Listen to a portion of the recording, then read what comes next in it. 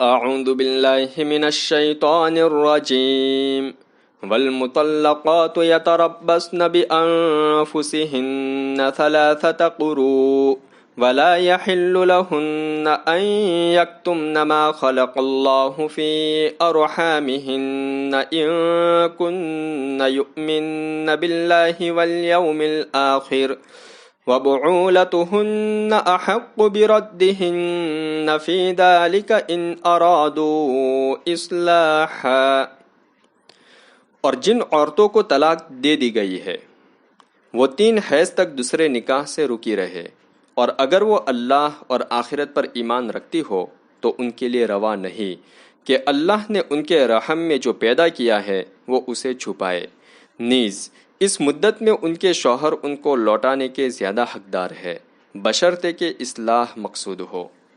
تشریح: اس فقرے میں 4 احکام دیے گئے ہیں۔ اول یہ کہ طلاق کے بعد عدت واجب ہے جو 3 حیض ہے۔ عدت کا مقصد نسب کی حفاظت ہے، البتہ یہ 3 حیض ایسی جوان عورتوں کی عدت ہے جو حاملہ نہ ہو۔ حاملہ عورتوں کی عدت بچہ پیدا ہونے تک ہے، اور نابالغہ اور سن رسیدہ خواتین کی 3 ماہ۔ دوسرے، عدت کے درمیان عورت کے لیے ضروری ہے کہ دوسرے نکاح سے باز رہے۔ تیسرے، اگر طلاق کے وقت عورت حاملہ رہی ہو تو عورت کو اس کا اظہار کر دینا چاہیے اور اپنی کیفیت کو چھپانا نہ چاہیے۔ چوتھے، اگر عورت کو طلاق رجعی دی گئی ہو تو عدت کے درمیان شوہر یک طرفہ طور پر رجعت کرنے اور بیوی کو لوٹانے کا حق رکھتا ہے، لیکن شوہر پر واجب ہے کہ واقعی بہتر سلوک کے ساتھ رکھنے کا ارادہ ہے تو بیوی کو لوٹائے، ورنہ رجعت نہ کرے، تاکہ عدت گزرنے کے ساتھ ہی عورت بائینہ ہو جائے۔ محض تکلیف پہنچانے کی غرض سے بیوی کو لوٹانا سخت گناہ ہے۔ وَلَهُنَّ مِثْلُ الَّذِي عَلَيْهِنَّ بِالْمَعْرُوفِ وَلِلرِّجَالِ عَلَيْهِنَّ دَرَجَةٌ وَاللَّهُ عَزِيزٌ حَكِيمٌ۔ اور جیسے عورتوں پر مردوں کے حقوق ہے ایسے ہی مردوں پر عورتوں کے حقوق بھی ہے۔ ہاں، البتہ مردوں کو عورتوں پر 1 گنا فضیلت حاصل ہے، اور اللہ غالب اور حکمت والے ہے۔ تشریح: یعنی عام انسانی حقوق میں شوہر و بیوی دونوں برابر ہے، جیسے جان و مال، عزت و آبرو کا تحفظ، عزت و احترام، ایک دوسرے کے جذبات کا لحاظ وغیرہ۔ البتہ شوہر و بیوی کے کچھ مخصوص حقوق ان کی ضروریات کے لحاظ سے رکھے گئے ہیں۔ ان حقوق میں مرد کی حیثیت صدر خاندان کی ہے، اور اس میں مرد کو 1 گنا فوقیت حاصل ہے۔ گویا مساوات بنیادی انسانی حقوق اور حقوق کی ادائیگی میں ہے، نہ کہ تمام امور میں، کیونکہ دونوں کی فطری صلاحیتیں اور فطری ضرورتیں ایک دوسرے سے مختلف ہے۔ الطلاق مرتان فإمساكٌ بمعروف أو تسريح بإحسان۔ یہ طلاق 2 بار تک ہے، اس کے بعد یا تو بھلے طریقے پر روک رکھنا ہے یا اچھے سلوک کے ساتھ چھوڑ دینا ہے۔ تشریح: طلاق اچھی بات نہیں۔ رسول اللہ صلی اللہ علیہ وسلم نے اس کو تمام جائز چیزوں میں سب سے زیادہ ناپسندیدہ قرار دیا ہے، لیکن یہ ایک سماجی ضرورت بھی ہے۔ اگر زوجین میں ناچاقی اس درجے تک پہنچ گئی کہ نباہ دشوار ہو جائے تو اب نکاح کو باقی رکھنا طرفین کے لیے ایک مصیبت ہے۔ اسلام سے پہلے طلاق کے معاملے میں بھی افراط و تفریط تھی۔ یہودی شریعت میں مرد جب چاہتا طلاق نامہ لکھ کر بیوی کے حوالے کر سکتا تھا، اور بیوی بھی اسی وقت دوسرا نکاح کر سکتی تھی۔ اور عیسائیوں کے یہاں طلاق بالکل ہی ممنوع تھی اور عقد ثانی زنا شمار کیا جاتا تھا۔ اسلام نے ان دونوں کے بیچ کی راہ اختیار کی۔ طلاق کی گنجائش رکھی گئی، لیکن اس کے بعد عدت ضروری قرار دی گئی تاکہ انسانی نسب کی حفاظت ہو۔ آیت کے اس ٹکڑے میں 2 باتیں بتائی گئی ہے۔ اول یہ کہ اگر طلاق دینا ہی ہو تو ابتداءً 1 یا 2 طلاق دینی چاہیے تاکہ غور و فکر کا موقع باقی رہے، اور پشیمانی ہو تو رجوع کی گنجائش رہے۔ دوسرے، 1 یا 2 طلاق دینے کی صورت میں عدت گزرنے تک بیوی کو لوٹانے کی گنجائش ہے۔ اب اگر بھلے طریقے پر عورت کے ساتھ زندگی گزارنے کا ارادہ ہو تو اس کو لوٹا لے، یہ امساک بالمعروف ہے۔ یا خوشگوار طریقے پر اس کو چھوڑ دے یعنی عدت گزر جانے دے، وہ خود بخود علیحدہ ہو جائے گی، اور رخصت کرتے ہوئے کچھ حسن سلوک بھی کر دے، یہ تصریح بالاحسان ہے۔ وَلَا يَحِلُّ لَكُمْ أَن تَأْخُذُوا مِمَّا آتَيْتُمُوهُنَّ شَيْئًا إِلَّا أَن يَخَافَا أَلَّا يُقِيمَا حُدُودَ اللَّهِ فَإِنْ خِفْتُمْ أَلَّا يُقِيمَا حُدُودَ اللَّهِ فَلَا جُنَاحَ عَلَيْهِمَا فِيمَا افْتَدَتْ بِهِ تِلْكَ حُدُودُ اللَّهِ فَلَا تَعْتَدُوهَا وَمَن يَتَعَدَّ حُدُودَ اللَّهِ فَأُولَئِكَ هُمُ الظَّالِمُونَ۔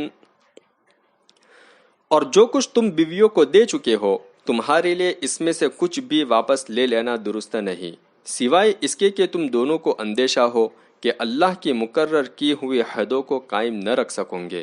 اگر تم کو اندیشہ ہو کہ میاں بیوی اللہ کی حدوں کو قائم نہ رکھ سکیں گے، پھر عورت اپنی رہائی کے لیے کچھ دے دے تو زوجین پر اس طرح معاملہ طے کرنے میں کچھ مذائقہ نہیں۔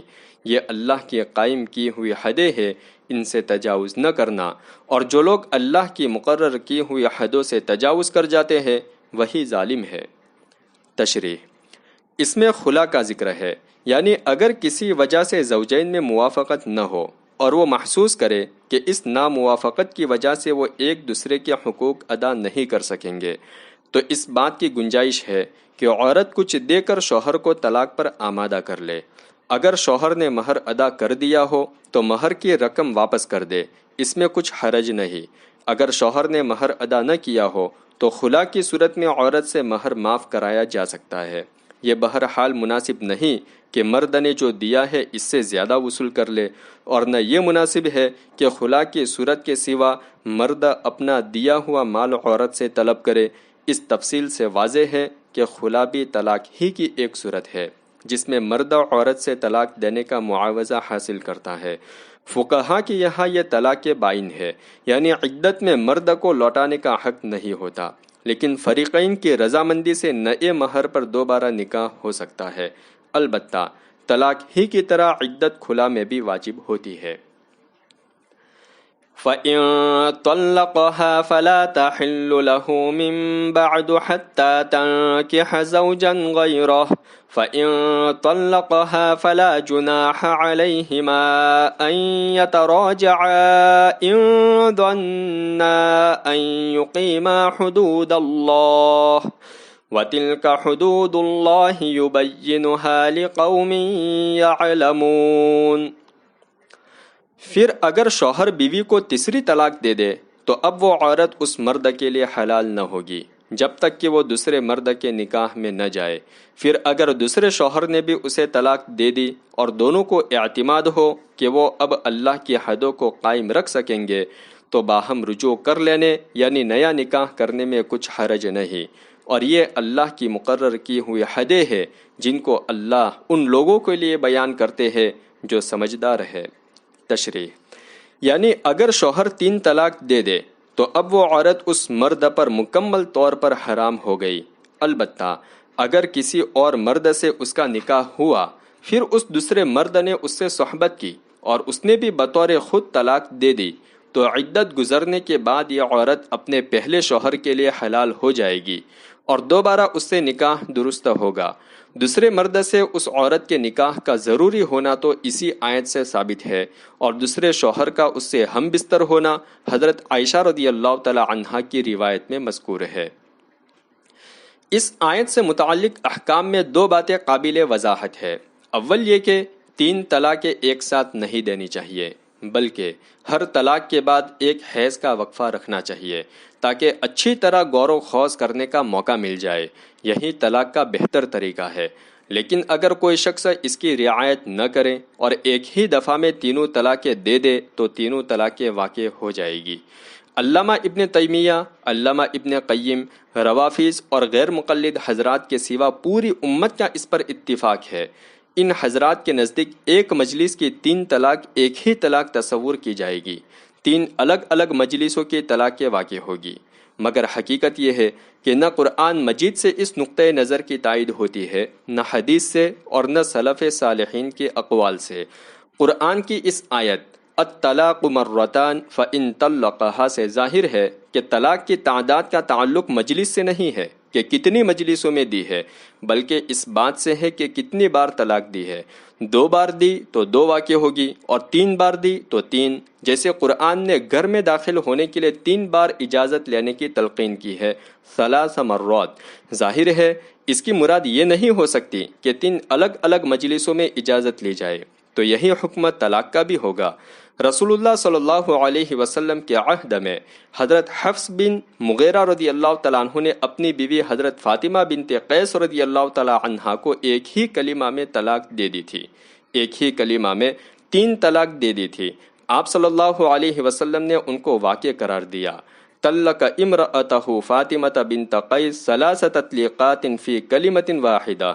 حضرت عبادہ بن صامت رضی اللہ تعالیٰ عنہ راوی ہے کہ رسول اللہ صلی اللہ علیہ وسلم سے انہوں نے اپنے دادا کے بارے میں دریافت کیا، جنہوں نے اپنی بیوی کو 1000 طلاق دے دی تھی۔